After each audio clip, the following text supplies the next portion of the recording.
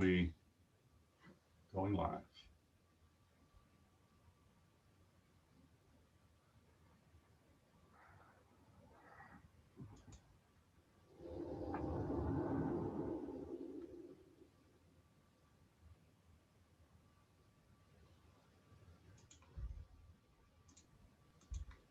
And we are live. So welcome everyone to the February 2021 ENSO seminar, which will be given by Nick Brancazio from the University of Wollongong, who is joining us. I don't know where you are, but she's joining me from across the planet. So I'm very grateful that she's willing to move so far in terms of time zones. And it is something for which we are very grateful and going to benefit from.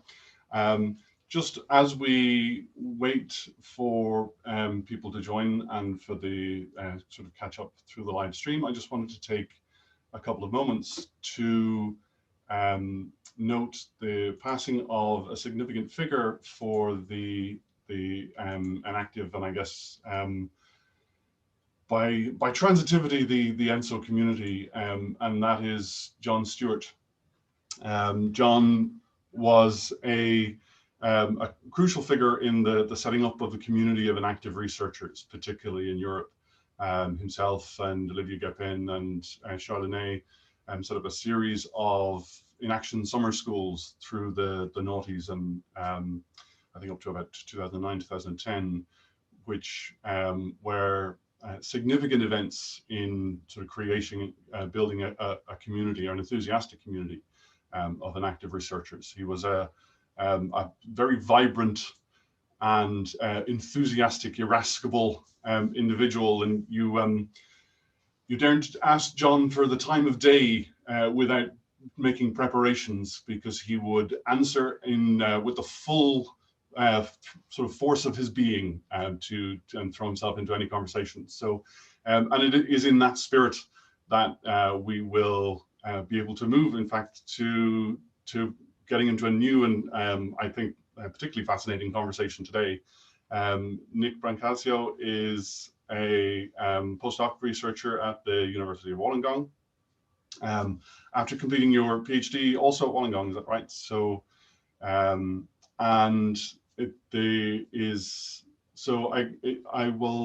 I guess we'll move without further ado. We actually have quite a few people seem to have come online directly, and we have a nice full room today for the live session. So the discussion is likely to be very enthusiastic and energetic in general.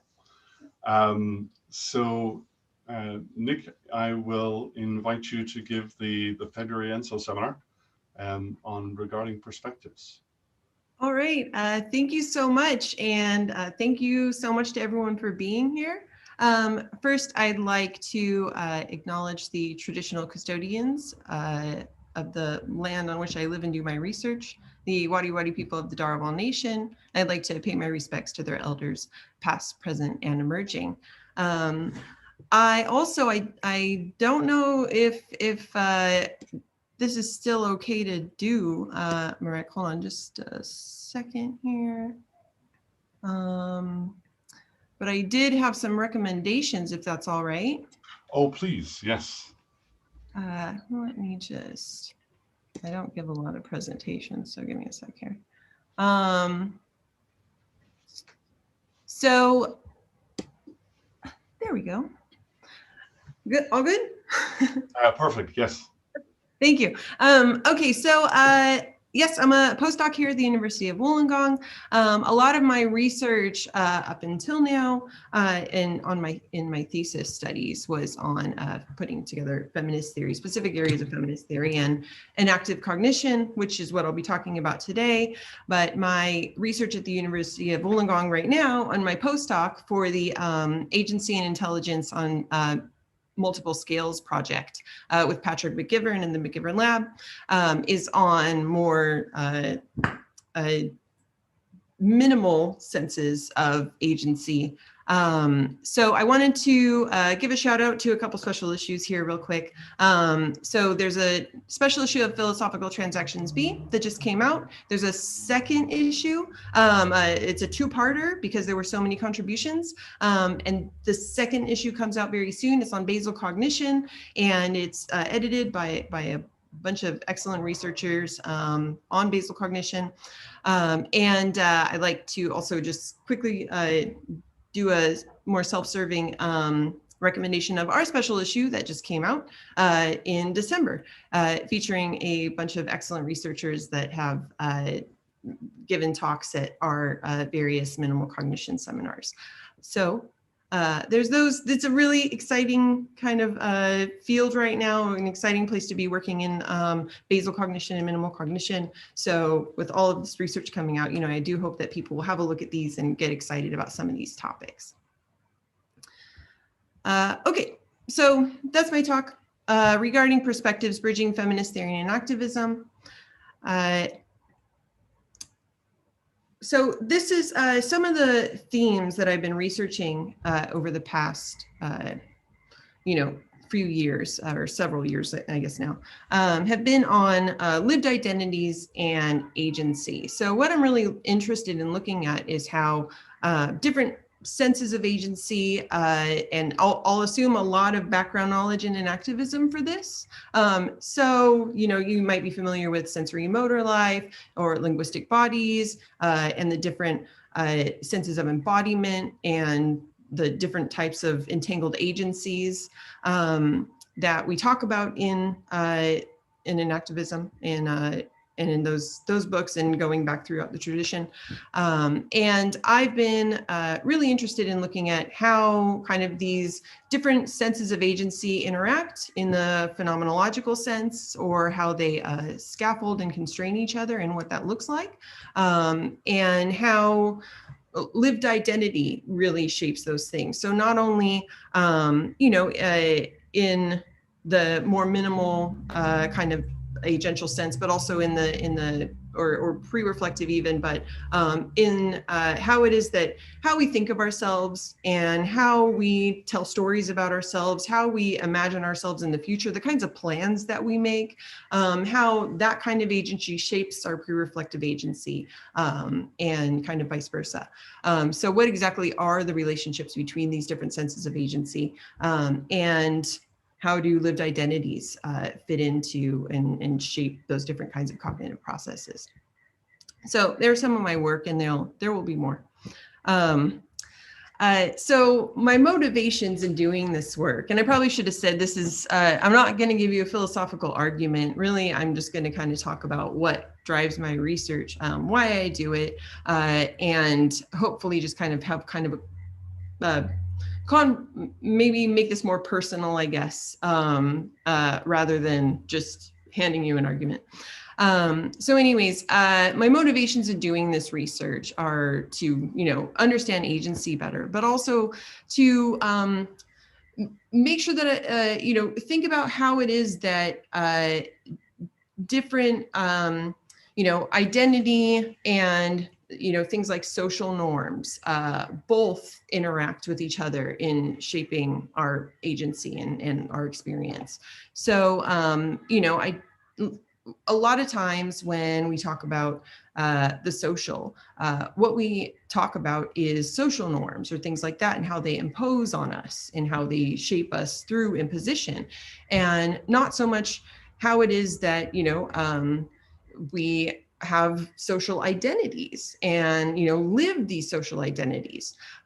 So there's the different aspects of the social, and it's multi-layered and multifaceted, and multiplicitous, because we have many different kinds of identities, intersecting identities. So when we're talking about things like gender, we don't just want to talk about the imposition of gender norms. We also want to talk about gender identity and think about how gender identity shapes our cognitive processes. I see a lot of discussion of things like, racialization and how racialization, shapes our experience, but not as much of an appreciation of cultural identity. I also, being a standpoint theorist, wanted to see how standpoint theory and expertise kind of colored my experience of the enactive framework, and see, kind of the ways in which standpoint theory, which I'll talk about more, can bring, help us do better enactive cognitive science or theorizing about enactivism. So I did want to just say that feminist theory, right? My approach is feminist philosophy of science and epistemology. That's my background, and that's the lens that I bring to doing or doing theory. There's not any kind of one way of bridging feminist theory and activism, and there's not any kind of, feminist theory has, because it looks at rejecting patriarchy and understanding patriarchy and the ways in which patriarchy manifests itself in so many different aspects of our lives, everything from like our social interactions to our legal institutions to, our moral codes, and I say "are" loosely, I mean like, in cultures and subcultures. So there are many different kinds of feminisms. So what I work in is feminist philosophies of science, particular sciences, and feminist epistemology. That's kind of my lens.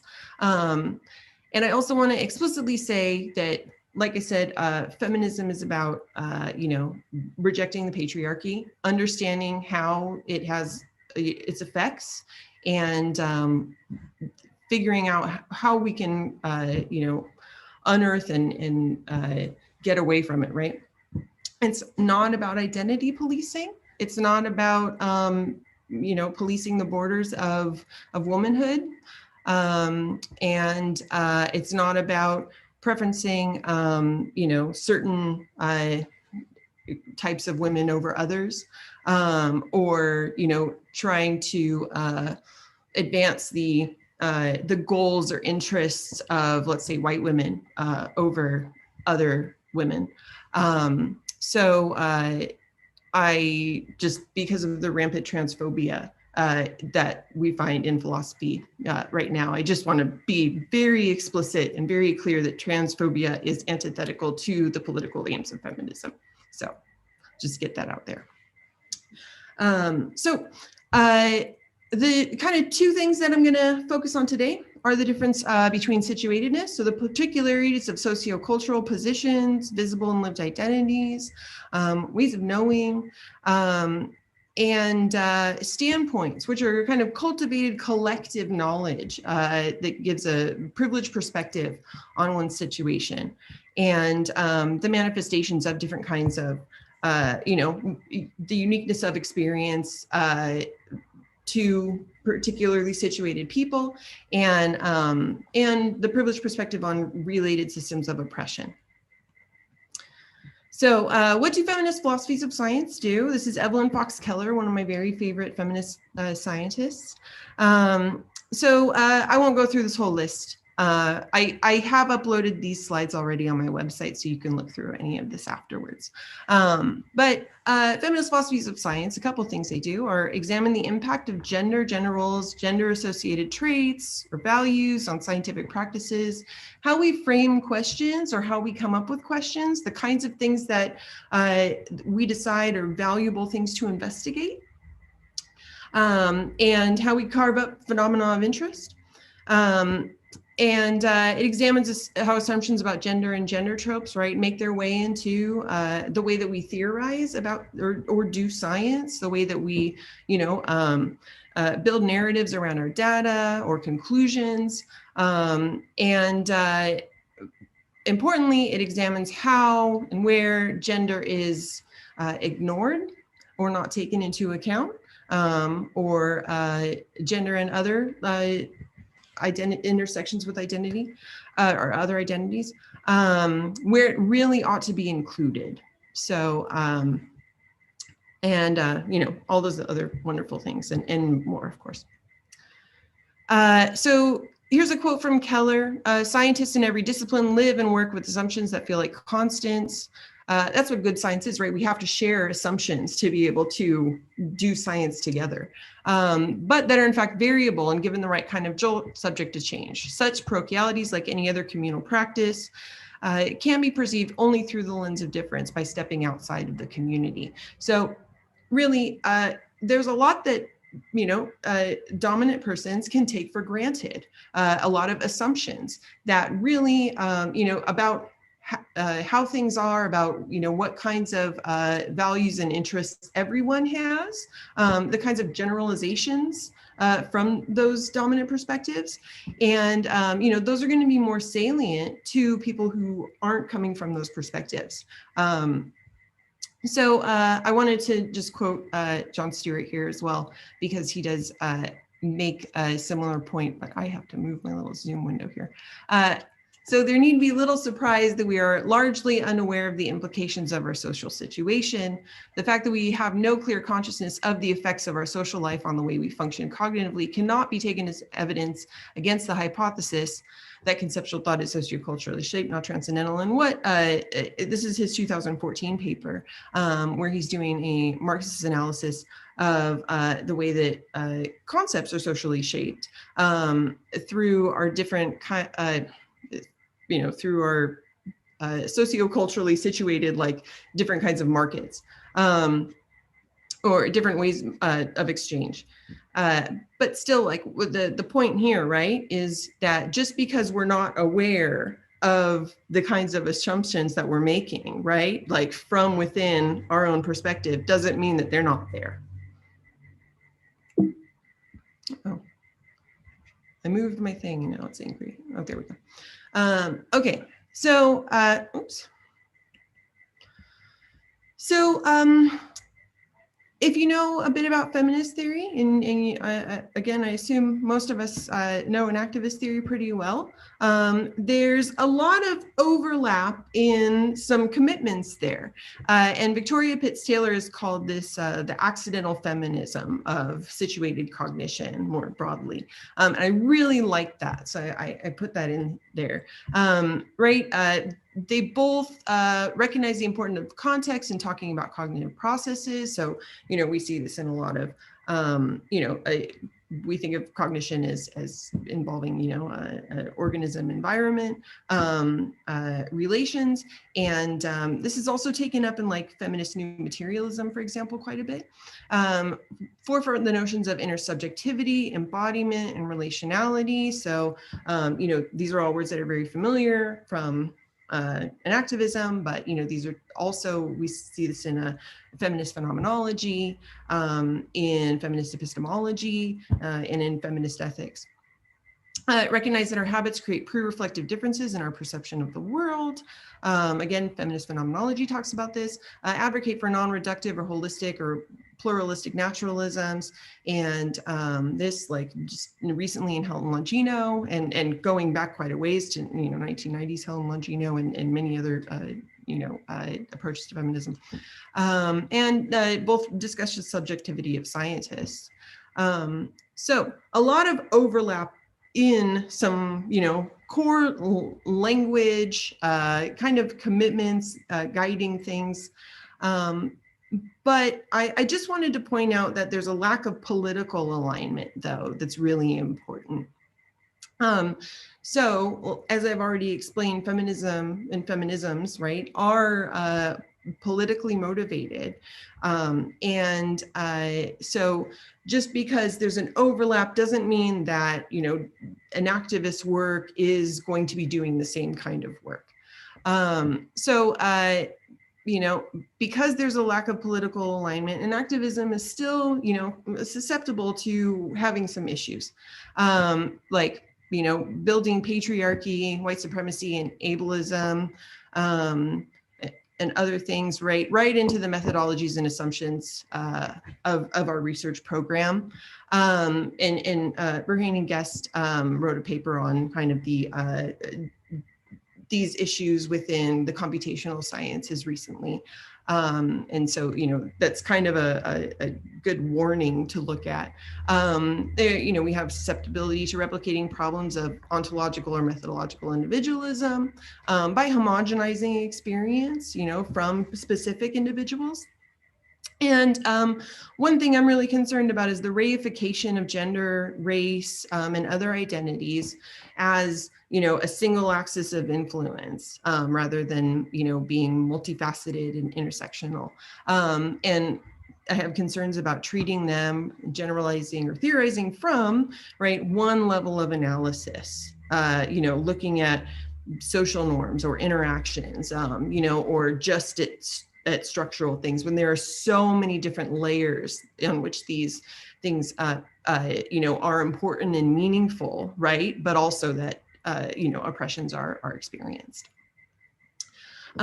So kind of, I guess you could say my main takeaway from today is really, I just want to talk about, how it is that we can do better cognitive science by thinking about situatedness and standpoints.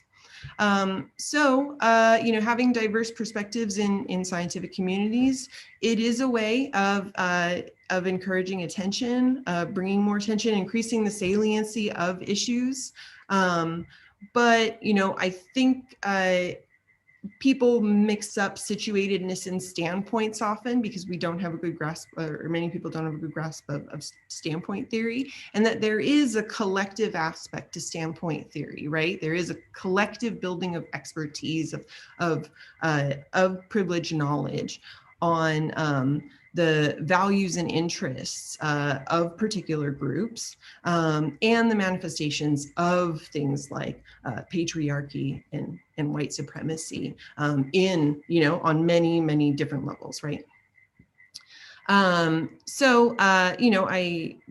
do need to increase the number of people working with us that, and this can be, in our community by doing more interdisciplinary work, but increase our engagement with standpoints, and increase familiarity, and engagement with existent literature on lived identities and experience, So it's not as if there isn't, decades and decades of work talking about, the experience of marginalization, what is valuable to different communities, and all of this stuff. So, Mason, I quoted you here. I hope I didn't embarrass you with that. But I love this so much. I wanted to feature this. So this is in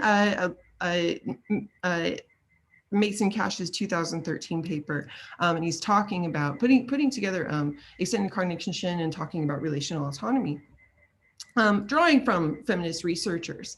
And he has this very human moment in the paper, which I love because I love reading a paper and finding a human on the other side. In my earlier argument on extended cognition and relational autonomy, I talked rather universally about our practices and our institutions, naively assuming that there were no significant differences within the groups of people inhabiting and constructing such socially distributed cognitive practices and institutions. Now, you could have just done the work, written the paper, but you put that in there. And like I said, you tell the reader, there's a person here, who's developing and learning, and trying to do better research, which, I would love to see more of that.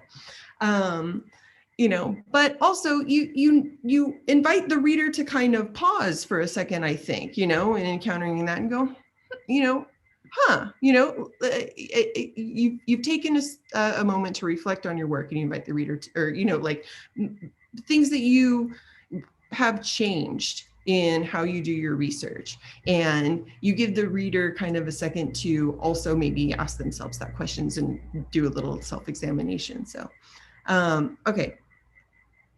So I'll just quickly talk about how I approach bridging enactivism and feminist theory.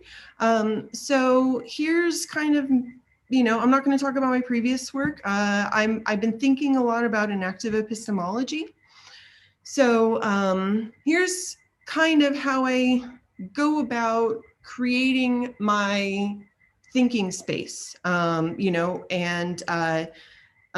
the kinds of things that I would do in, researching enactive epistemology and getting ready to do theory in that area. I'm going to, of course, have a lot of ideas about what an enactive epistemology might look like from my own perspective and from, the stuff that I've learned so far, right? But, what I would do, or what I have done, is, I've gone to different literatures to explore ways in which, perhaps my perspective is limited. I want to be thinking about not how to build a theory and then fit in perspectives that don't match my own, from different situations. I want to have that at the forefront when I'm doing this research, when I'm trying to, come up with ideas about an enactive epistemology. So I would look at Christy Dotson's work on epistemic agency and oppression, look at Patricia Hill Collins' work, Black feminist sociology, and think about different types of validation for different communities.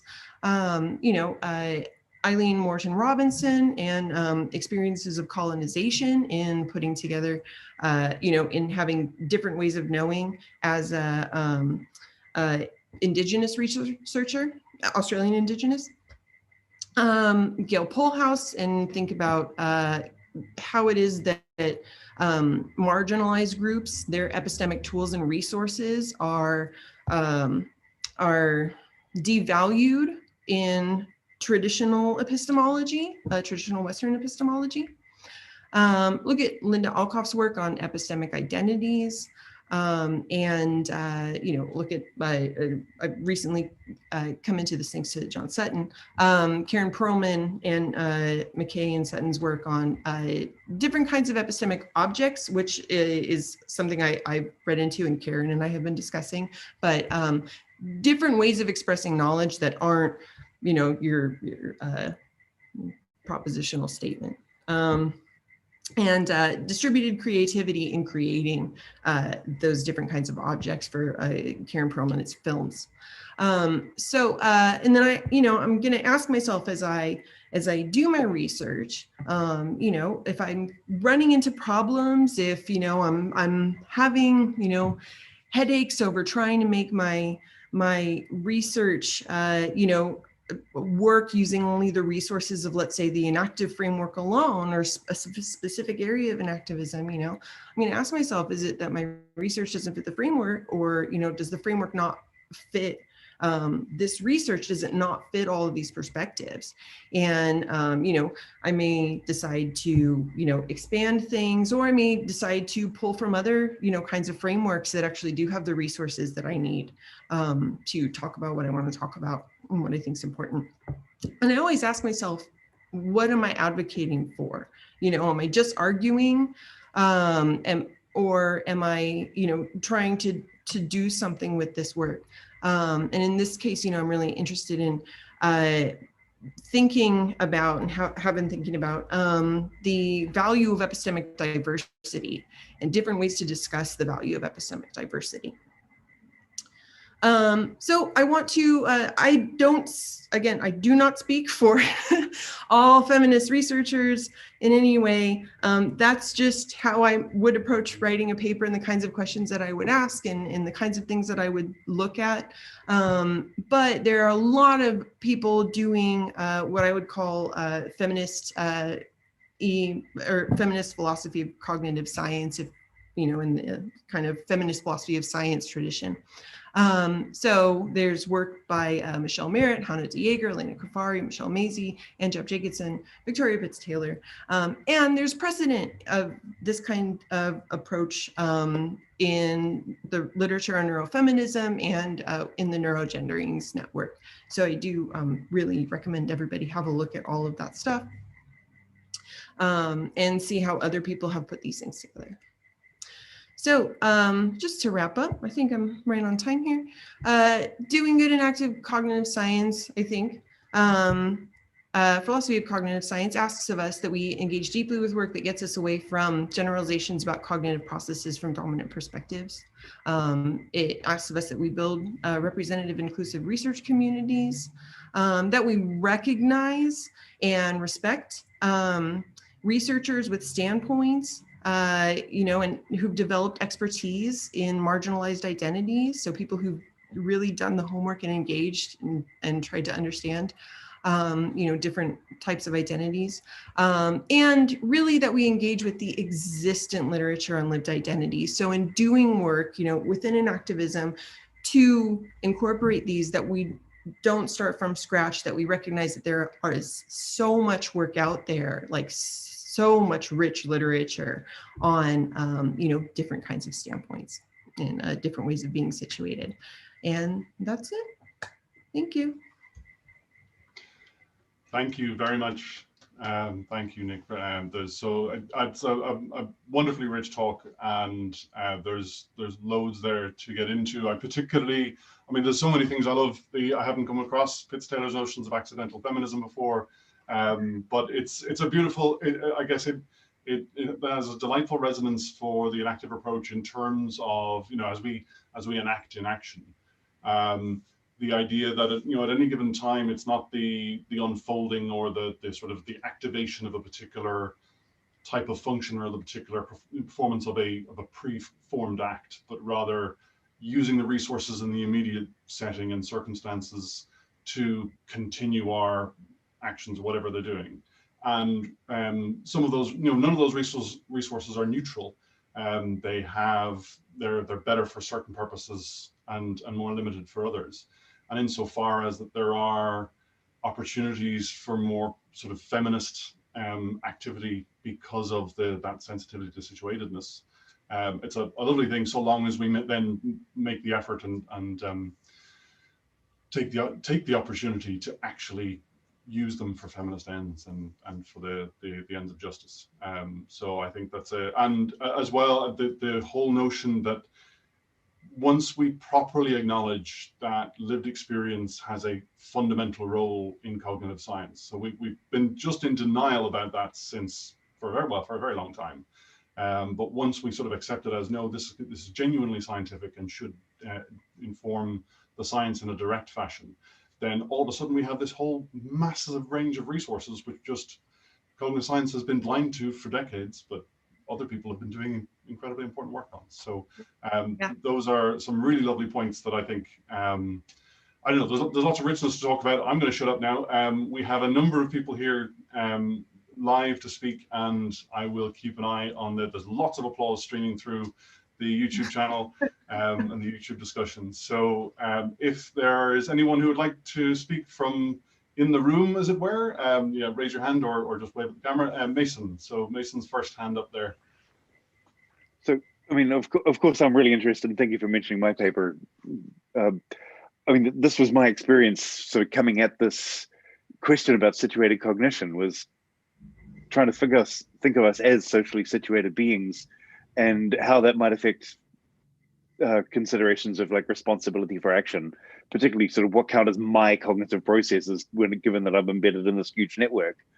And the sort of revelatory, holy crap, feminists have been worrying about this problem for like decades, and we in cognitive sciences are like arrogantly trying to reinvent the wheel rather than go to this rich, diverse body of resources we could use to think through these problems.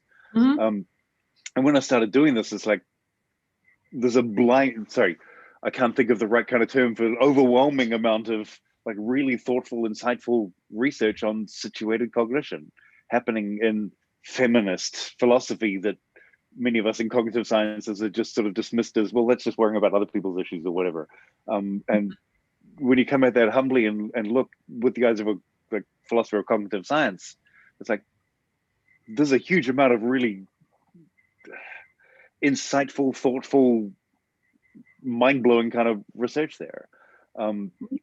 So this is just a sort of by way of amplifying your point that, I mean, I was trying to figure out the boundaries of cognition kind of arguments in situated cognitive, enactive cognitive sciences, sort of what counts as my cognitive process.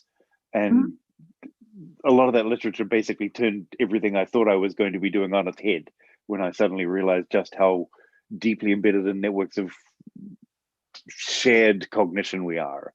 It wasn't starting on the inside and sort of eventually incorporating other people. You're sort of starting as a situated social being, and eventually there might be some things you get to call your own, but that's an achievement rather than a starting place. So, I mean, this is just sort of one aspect of this very large project I see you engaged in, is this sort of humbly recognizing there's a whole bunch of resources out there that us cognitive scientists have been arrogantly trying to figure out from the beginning, as though we just discovered the stuff that other literatures have been arguing about and trying to get us to listen to for ages. But once we go there, we find, again, I'm still overwhelmed by everything I'm finding, and just how much more insightful many sort of feminist researchers who have been thinking about this for years being about this than us sort of fumbling trying to figure it out from first principles cognitive sciences are, when we start talking about, oh my God, situatedness, cultural situatedness, practices, institutions, and multiple ways of understanding a problem. To me, this is still an intellectual exercise though. And I just want to sort of push you, no, what's the right, pick your brains a little, might be a better way, about the way in which sort of multiple different understandings in conversation with one another as a methodology in cognitive science. We don't, for me, this is, I mean, especially during the pandemic, I'm sitting alone in my room reading some books and thinking about stuff, which is quite different from the kind of practices that this literature seems to be encouraging us to sort of understand a phenomenon from many different perspectives. Involves conversations and interactions and the kind of things that's possibly a little harder to do right now. But I'm still trying to figure out how to do cognitive sciences from this kind of perspective, as opposed to appreciate that there's some interesting literature out there I should read by myself and think about. What does it mean to be a part of a lab of different people talking together, and how do you assemble useful teams to do research like that? This is where I mean, again, I'm the philosopher of cognitive science alone in my room thinking deeply about my thoughts. How do you do this in situated cognitive sciences? Yeah, I maybe have a few answers to that. And again, you know, I can't speak for anyone other than myself, I think, but you know, there's such value to collectivizing and to putting yourself out there, you know, especially, you know, just in general, but also right now. You know, literally right now we're talking to people, like, you know, asking people, like I'll ask Jimena later to get a coffee, you know, with me next week, like over Zoom or something. Yeah, I think in, like you said, it, you know, having it be kind of an intellectual exercise and having, you know, thinking about how to integrate, you know, some of the insights into the theorizing that has been done or that you're currently doing, and I mean this for kind of in the general use sense, right? We have to be ready to shift. I mean, you know, I think philosophy trains us to champion a certain, you know, methodology, champion a certain framework, and make everything fit into that framework, even if it's not built to really support, you know, different understandings or different ways of being, or you know, we have to be kind of open to maybe accepting that we might have been wrong about some things, maybe tone down, the championing of particular positions, and be prepared for things to get a little more messy. Yeah, that's my answer. Simple, but I stand by it. Thanks, Nick. I absolutely I'm a +1 for messiness. Long may the mess live. We have a couple of other questions lining up. There's one or two on YouTube that I want to get to, but Jimena had raised her hand to indicate that she would like to ask a question. So I just want to give you a chance to come in there. Thank you, Marek, and thank you, Nick. I love the presentation. This is a bit kind of like almost practical question about navigating. So once we take on board the goal of diversifying our research, it turns out that we encounter this super rich field of voices, perspectives, even like questions, right? And one question I always have is how to navigate it, in the sense that we have to kind of decide which perspectives and voices to amplify and when. So I wanted to ask you how you go about navigating that space from your experience and your own perspective. Yeah, I think that's. Yeah, I mean, it definitely, I get overwhelmed a lot. I worry, that maybe I'm missing things, that I'm not amplifying the best perspectives, or, that there's something that I'm missing, in, when I'm doing research, and I'm learning about all these different areas, like with my research on epistemology. There's always going to be stuff I don't get to. And so part of that's just acceptance. I'll do my best, and that's kind of all I can do. I'm also a slow philosopher when I'm working in feminist theory and in activism or cognitive science. I don't rush myself. There may need to be quite a bit more slow philosophy happening. Just saying. But really just doing your best. And also, I tell this to, my friends, when I'm encouraging them, when there are people who don't, and I know you have done quite a bit of research in these areas, but, when I'm talking to, let's say, a pal of mine who knows absolutely nothing about feminist philosophy, or knows absolutely nothing about, race theory or any neurodiversity, anything like that, I just say it's too important to not talk about. So just do your best and be prepared to mess up. You're going to mess up. You're going to maybe say something, that needs to be corrected, or, that like you might change your mind about later, or learn that, learn more on later and change your perspective on.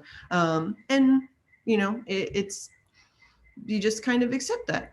And do your best, and that's it, so be prepared to F up, really,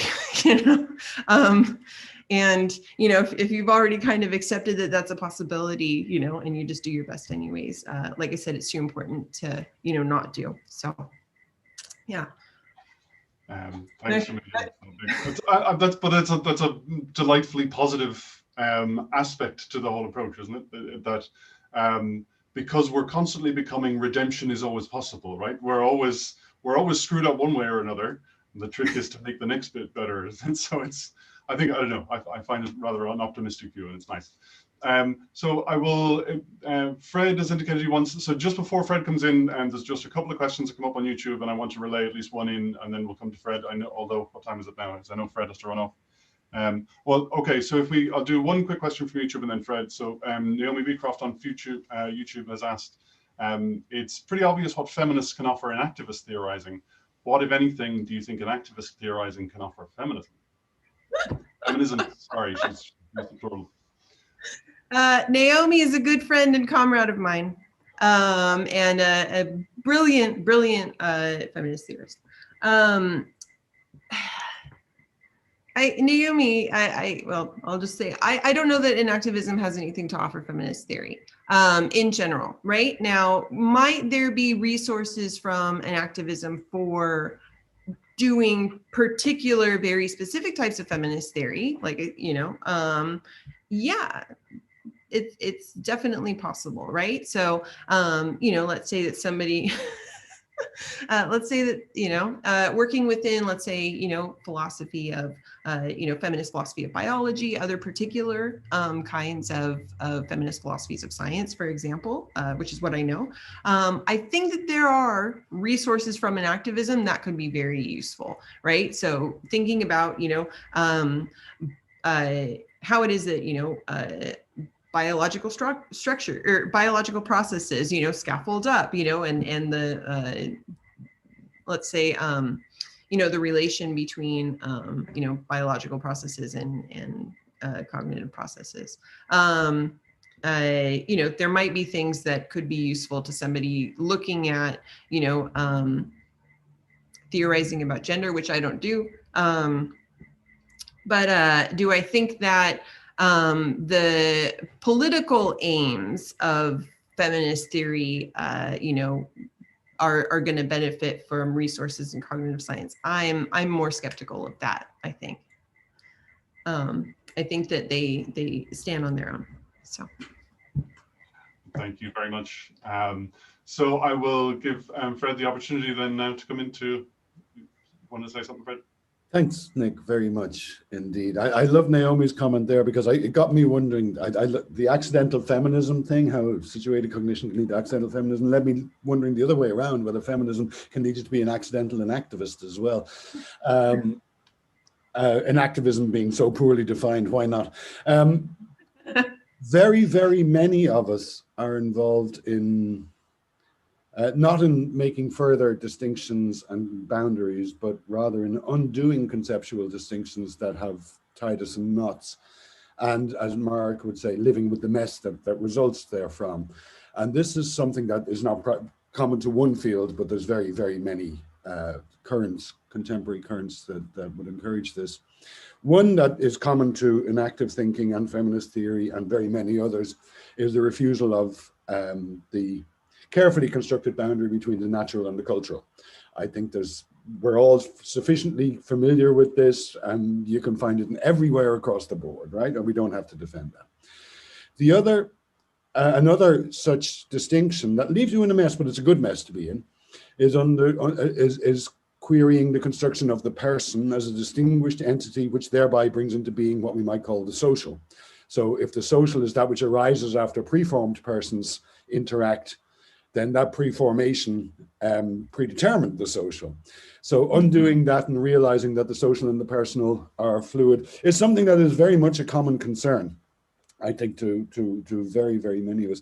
I want to suggest that I was recently given the unwelcome task of speaking to the theme of the future, and the future in a virus, climate, biodiversity scenario needs to be considered very cautiously. And clearly, as we move towards a form of ecological co-being on the planet, we need this kind of distinction undoing, because there's no other way to settle down without getting rid of these very rigid things. And it struck me there's a fourth.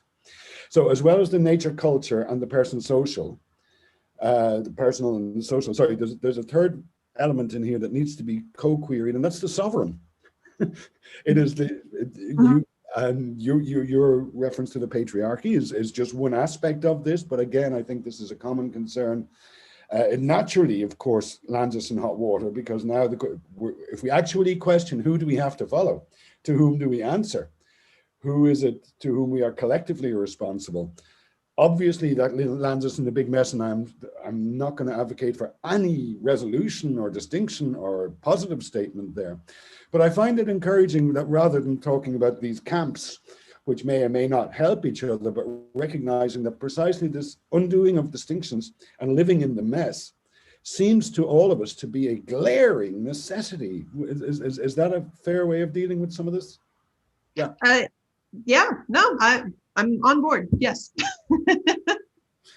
I've never seen the natural, cultural, social, and sovereign sort of put together like this, but it's a big chair to knock out from underneath someone, and we're going to be flailing on the way down. I couldn't have put it better. So we just need to be ready to fall. Yeah, and fall together, fall together. I think so. I loved your talk, and I think that there's far more commonality here than is evidence when we draw the narrow church boundaries. Mm-hmm. Yeah. No, thanks, Fred. Okay, thanks. Thanks to Fred and Nick then. So we've time then for a question from Anko Peters from YouTube. So would you say that there is an inherent tendency, and the emphasis very much is on the inherent. So regardless of what the practical tendencies are, which are clear, it's a question of whether they're inherent in traditional cognitivist and functionalist frameworks to skirt over identities, particularly gender identities, through a desire to abstract away from concrete bodily implementations.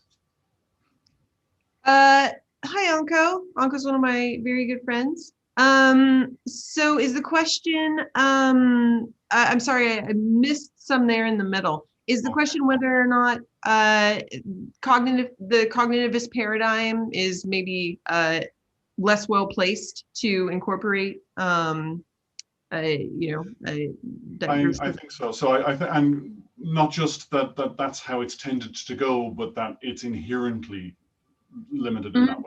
That if I'm reading correctly, I'll quickly read the question verbatim again, just to, would you say there's an inherent tendency in traditional cognitivist functionalist frameworks to skirt over identities, gender or otherwise, by wanting to abstract away from concrete bodily implementations? So concrete. So, I mean, my short answer is going to be yes. I do think this is not something that, it's something that they argue for in my thesis, and I'm working on right now. So when I say more forthcoming, there'll be more forthcoming. When I'm saying that, like I said earlier in the talk, that, I have been concerned in working in philosophy of mind and cognitive science for a long time, about the reduction of, let's say, social identities to social norms oftentimes. I find a lot of that in explanations in cognitivism and functionalism. And I haven't seen much work that's not doing that. So it's not as if I want to go and pick fights with, a handful of people in cognitivism who maybe done those things, but, I don't know really, I haven't seen really a better proposal. Now, does that make it inherent in the framework? I mean, I have some concerns that it is inherent in the framework because of, like I said, the unavailability of the kind of numerous layers of analysis that enactivism has, but and e-cognition more broadly. I don't have like a solid argument for that. I think it's a complicated argument that takes a lot of time, and it's a whole nother talk. So, yeah. So, Anko, yes. That's lovely. Thank you very much, Nick. So I see we're coming to the end of our time. Oh, hang on a second. Last minute. Sorry, no, there's just a little bit of a discussion going on in the YouTube chat, but no specific. There's actually Naomi's questions has kicked off a parallel discussion that's happening. So people are multitasking. Great, good. It's collective thinking. Yes. Something popped up. I thought, I should throw that one in as well, but it's a response. Things would get complicated. But let's live in the mess. I don't know whether it was Elena first started using that term or where it originated, but it's one I love. So, but with that, I guess we are coming to the end of our session. I'll give everyone a sort of an opportunity to flag for our attention for a final get one last question in before the end. I appreciate it. It's got dark behind you over the course of the session, Nick, so I'm getting very sensitive about keeping you very late. So if anyone would like to ask a final question, or we might, as I flag every month as well, there is on the ENSO Seminars webpage for Nick's talk, there is a comment section, a discussion section there specifically. So if you sign into the Discuss system and then click subscribe to that thread, then if discussion kicks up to I think the subscribe button is in the bottom left once you've signed in, then if there's discussion moves there, then you'll get notifications and so on. And obviously we would encourage any and all such discussion. Having already conversed about the importance of dialogue and conversation and dialectics in the enaction of things, particularly given the circumstances in which those dialogues are a little bit more constrained maybe than they would sometimes be. But with that, and also if you want to get flagged, we have the ENSO seminars are advertised in a number of different ways, but one of them is through a mailing list. And the simplest way onto the mailing list is to email me, marek.mcgann@gmail.com. If you'd like to be added to that list, you'll get notifications of new talks as they come up. But with that, sorry, Nick, go. Oh, I was just going to say, so I think I mentioned earlier, but I did post on my website, which is just brancazio.com. I posted the slides for the talk. So if anyone is interested in looking at those slides and looking at the references on them, the PDF is up under my presentations. I also added in the menu, a short kind of a page on a short bibliography of like feminist philosophy of e-cognition. It is totally incomplete, but I did put together some resources for people who want to look at work that puts together e-cognition frameworks and feminist theory. And you're welcome to email me with more suggestions of things to add to that list. Superb. That's right. Another excellent resource. Thank you very much for that, Nick. So I would just like to say thank you very much as well for presenting the seminar and for that rich and involving discussion. It's something that I guess has been happening, as you said, through Hannah and Elena and others and your own work, and it's clearly, and Mason's indeed, and it's clearly very important to continue it. So thank you very much, and I guess we'll see everyone hopefully in a month's time for the March ENSO seminar. Right, thank you so much. And thank you everyone for being here. Thank you, Mark. So can I just very quickly ask Nick, the term accidental feminism, the name